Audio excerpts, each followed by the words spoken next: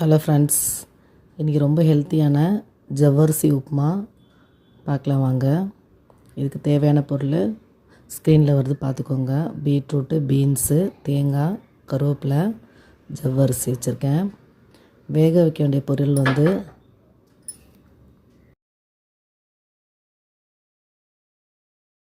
உருளைக்கிழங்கு, வேர்க்கடலை வேக வச்சுக்கணும்.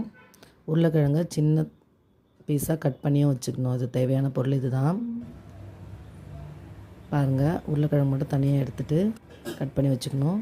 தாளிப்புக்கு கடுகு, சீரகம், கருவேப்பிலை போட்டு தாளிச்சிடணும்.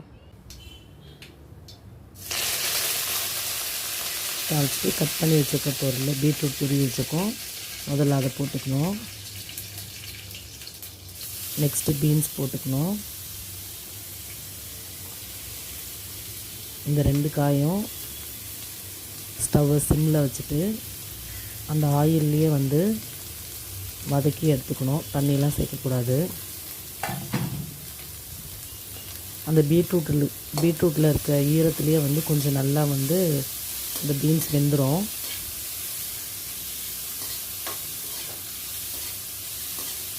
பீட்ரூட் வேணான்றவங்க கூட இதை சாப்பிடுவாங்க பசங்க. கொஞ்சமாக குழம்பு மிளகாத்தூள் காரத்துக்கு போட்டுட்டு நல்லா வதக்கணும்.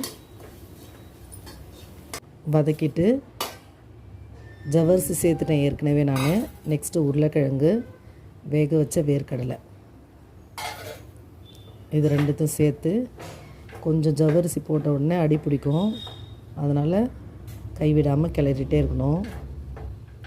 பார்க்குறது தான் ஒரு மாதிரி பிசு பிசுன்னு இருக்க மாதிரி இருக்கும். ஆனால் டேஸ்ட் ரொம்ப நல்லாயிருக்கும். எல்லாருக்குமே பிடிக்கும். இது கிட்ஸ்லேருந்து பெரியவங்க எல்லாருமே சாப்பிட வேண்டிய ஒரு டிஃபன் ஐட்டம் இது. கடைசியாக தேங்காய் துருவல் சேர்த்துட்டு ஒரு 2 மினிட்ஸ் வதக்கிட்டு ஸ்டவ் ஆஃப் பண்ணிவிட்டு சர்வ் பண்ண வேண்டியதான்.